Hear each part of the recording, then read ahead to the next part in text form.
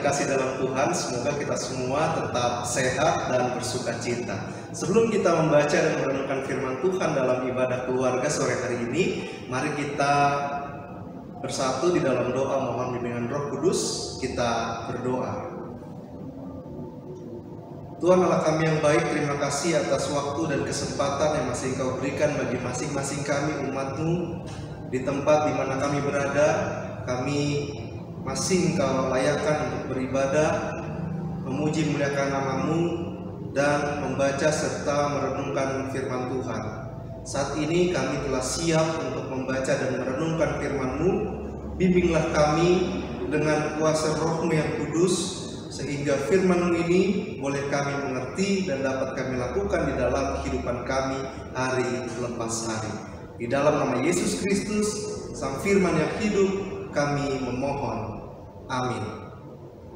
Ibu bapak saudari yang terkasih dalam Tuhan, pembacaan Alkitab dalam ibadah ini diambil dari kitab Yesaya, pasalnya ke-40, ayatnya yang ke-9 sampai 11. Saya akan bacakan bagian bacaan Alkitab ini bagi kita semua. Kitab Yesaya pasal 40 ayat 9 sampai dengan ayat yang ke-11 yang menyatakan, Hai Sion, pembawa kabar baik, naiklah ke atas gunung yang tinggi. Hai Yerusalem, pembawa kabar baik, nyaringkanlah suaramu kuat-kuat, nyaringkanlah suaramu, jangan takut.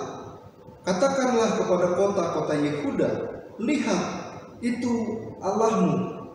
Lihat, itu Tuhan Allah, Ia datang dengan kekuatan dan dengan tangannya Ia berkuasa. Lihat, mereka yang menjadi upah jerih payahnya ada bersama-sama dengan Dia, dan mereka yang diperolehnya berjalan di hadapannya. Seperti seorang gembala, Ia menggembalakan kawanan ternaknya dan menghimpunkannya dengan tangannya. Anak-anak domba dipangkunya, induk-induk domba dituntunnya dengan hati-hati. Demikian pembacaan Alkitab. Terpujilah Kristus. Haleluya. Ibu bapak saudara Tuhan, tema perenungan yang diberikan oleh gereja kita GPIB dalam kesempatan ini ialah Allah Gembala yang baik. Tema ini merupakan satu pengalaman iman tentang Tuhan yang terkenal di kalangan umat Israel dalam bagian bacaan Alkitab kita, secara khususnya di Perjanjian Lama. Umat Israel memahami bahwa Tuhan adalah Gembala yang baik. Nah, metafora ini sebenarnya sederhana tetapi penuh makna. Pengalaman iman umat Israel ini berasal dari aktivitas umum yang sebetulnya menjadi pekerjaan umum dalam kehidupan mereka pada waktu itu. Pada zaman itu umumnya hampir sebagian besar orang Israel bekerja sebagai gembala domba. Nah, uniknya dan apa yang berlaku pada saat itu, para gembala di zaman dahulu mengenal dombanya satu persatu. Mereka tahu semua kebiasaan dari domba-dombanya, ciri khas, sifat, kecenderungan maupun tabiat anehnya itu diketahui oleh para gembala. Nah, kebiasaan pada waktu itu seorang gembala tidak menggiring domba-dombanya, tetapi seorang gembala menuntun domba-dombanya ke tempat tujuan mereka berkumpul. Nah, secara umum di pagi hari, gembala biasanya memanggil domba-dombanya dengan siulan yang khusus, dan kawanan domba akan bangun serta mengikutinya ke padang rumput.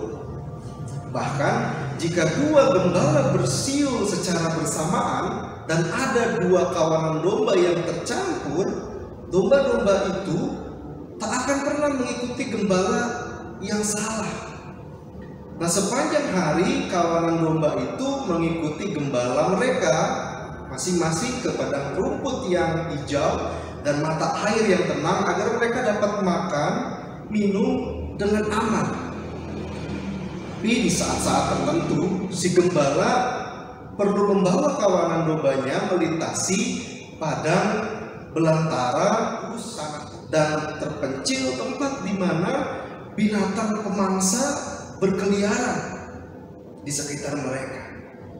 Namun domba-domba itu selalu dijaga dengan baik. Gembala membawa gada atau sejenis pentungan yang diikat di pinggangnya dan juga membawa tongkat yang lengkungannya itu akan dipakai untuk menarik domba dari tempat berbahaya atau mencegah mereka agar tidak tersesat. Tongkat gembala itu ada lengkungannya dan lengkungannya berfungsi untuk itu.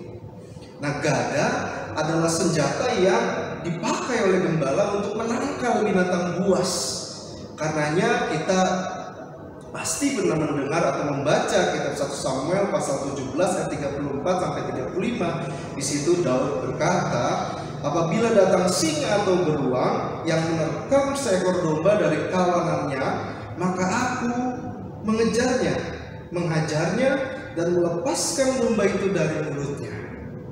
Nah, dalam kebiasaan itu sepanjang gembala akan berada selalu dekat di kawanan dombanya. Dengan waspada ia mengawasi, melindungi domba-domba itu dari bahaya sekecil apapun. Jika seekor domba tersesat, gembala akan mencarinya sampai dapat atau sampai ketemu. Lalu domba itu dipanggul di pundaknya dan kemudian dibawa pulang. Pada petang hari, gembala menuntun kawanan dombanya ke kandang yang aman dan tidur di depan pintu kandang untuk melindungi mereka. Nah, seorang gembala yang baik takkan pernah membiarkan dombanya tanpa penjagaan. Domba-domba itu akan tersesat tanpa adanya gembala. Karenanya keberadaan gembala merupakan jaminan perlindungan bagi domba-dombanya. Nah, jika gembala di dunia sebegitu penuh kasihnya merawat kawanan domba peliharaannya, begitu jugalah yang umat Israel pahami tentang Allah, bahwa Allah hadir mewarnai kehidupan setiap hari, hadir melindungi, memelihara, layaknya seorang gembala menjaga dan memelihara kawanan dombanya. Mereka memahami bahwa Allah adalah gembala yang baik yang membawa umatnya sebagai kawanan domba menuju keselamatan. Meskipun terkadang ada jalan terjal, ada lembah kekelaman yang perlu mereka lalui. Nah, Bapak Saudari yang terkasih dalam Tuhan, melalui Nabi Yesaya dalam pembacaan kita kali ini, kita dapat melihat bahwa Tuhan berjanji kepada umat Israel bahwa Dia akan datang dan Dia akan menjadi gembala mereka. Sebagai gembala, tentunya Tuhan akan memangku dan menuntun mereka dengan hati-hati untuk mereka melangkah ke tempat yang baik, ke tempat tujuan yang tepat bagi mereka masing-masing. Kita baca tadi pada ayatnya yang ke-11 bahwa sebagai gembala Tuhan akan memangku, Tuhan akan menuntun mereka dengan hati-hati, dengan penuh kasih, sehingga mereka boleh melangkah ke depan dengan baik. Namun sebagai kawanan domba Allah, mereka juga memberitakan atau membawa kabar baik. Ayat yang ke-9 tadi kita baca. Nah, di dalam perikop kita, Nabi Yesaya menyuarakan karya pembaruan Allah atas Yehuda agar mereka memiliki visi yang baik ke depan dan mampu membawa kabar baik sebagai respons atas karya pembaharuan ilahi tersebut. Namun, mereka perlu sadar dan memiliki keyakinan bahwa Allah adalah gembala mereka. Sebagai gembala, Allah memanggil mereka untuk mewartakan kabar baik melalui tutur dan laku yang memuliakan nama Tuhan, sehingga mereka meninggalkan hal-hal yang buruk, hal-hal yang jahat yang ada di belakang mereka, dan kemudian menyongsong masa depan yang lebih baik bersama dengan Tuhan. Jadi, pembuatan Nabi Yesaya ini adalah bentuk penguatan bagi mereka yang putus asa ketika telah sangat lama menerima penghukuman dari Tuhan. Dan nubuat ini merupakan penyegaran bagi mereka bahwa Tuhan akan datang sebagai gembala, akan membuat mereka nyaman ketika ada perubahan hidup yang begitu signifikan lewat tutur, lewat laku yang berkenan di hadapan Tuhan. Nah, ibu bapak saudari yang terkasih di dalam Tuhan, membuat Nabi Yesaya ini digenapi dalam diri Tuhan Yesus ketika ia hadir di dunia. Dia datang membawa Injil atau kabar baik itu bagi semua orang. Dan Tuhan Yesus berkata bahwa akulah gembala yang baik, dan aku mengenal domba-dombaku, dan domba-dombaku mengenal aku sama seperti Bapa mengenal aku, dan aku mengenal Bapa, dan aku memberikan nyawaku bagi domba-dombaku. Kitab Injil Yohanes pasal yang ke-10 ayat 14-15 katakan demikian. Tuhan Yesuslah gembala yang baik itu. Di dalam Dia kita pun telah menerima pembaruan hidup lewat pengorbanannya yang begitu luar biasa di atas kayu salib. Ia adalah gembala yang baik bagi kita, domba-dombanya. Nah, sejatinya domba tidak mengikuti kemauan, tetapi selalu mendengar dan selalu mengenal suara gembalanya. Seperti pada ilustrasi gembala dan domba di kalangan umat Israel di awal tadi. Domba selalu bergantung sepenuhnya kepada gembalanya. Sedekat itu semestinya juga pemahaman kita tentang Allah yang adalah gembala yang baik. Sebagai kawanan domba Tuhan, kita dipanggil untuk mewartakan Injil dengan kata dan perbuatan. Intinya kita perlu lebih fokus lagi dan bersungguh-sungguh dalam menyebarkan Injil di dalam kehidupan kita. Kita pasti sudah tahu bahwa ada banyak cara untuk menyebarkan Injil, tapi satu ujung daripada Injil yang dikabarkan itu adalah satu perbuatan baik kepada sesama. Namun dalam hal ini pun kita perlu bergantung pada Tuhan dengan mengandalkan Tuhan, bukan mengandalkan kehebatan kita sendiri, karena Tuhan adalah misalnya dalam hal berbuat baik kepada sesama itu tadi. Kita tahu cara-caranya, kita tahu rupa-rupa jenis-jenis dari perbuatan baik kepada sesama. Namun di dalam hal ini berbuat baiklah kepada semua orang, dan jangan hanya sampaikan perbuatan baik itu hanya kepada mereka yang baik kepada kita, sehingga kita tidak menjadi orang-orang yang mau berbuat baik, orang-orang yang mau mengabarkan Injil seturut dengan selera kita, tetapi dengan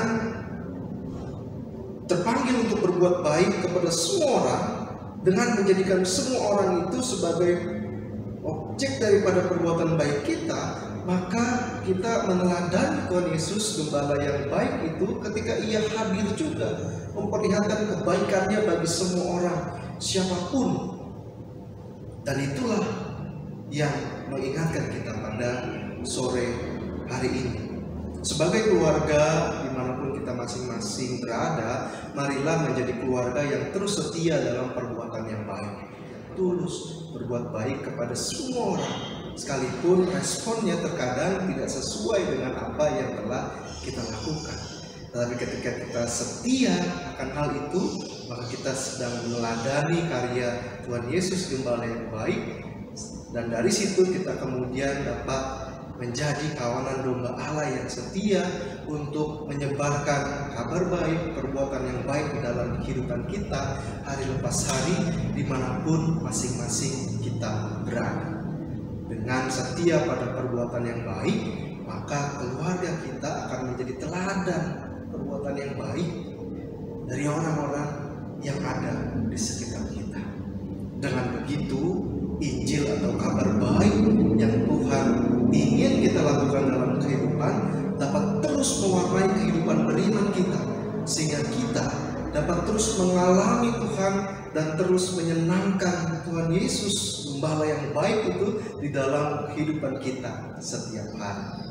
Tuhan memberkati kita semua. Amin. Mari kita berdoa.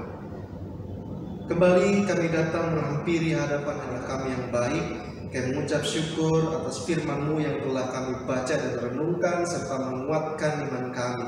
Selebihnya, tuntun dan tolonglah kami untuk dapat menjadi pelaku firman-Mu yang setia dalam tutur dan laku dimanapun kami berada, dengan tanggung jawab yang Tuhan percayakan kepada kami masing-masing.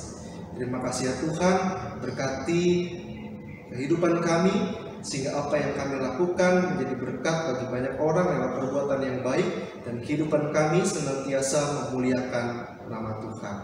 Di dalam nama Yesus Kristus kami berdoa dan mengucap syukur. Amin.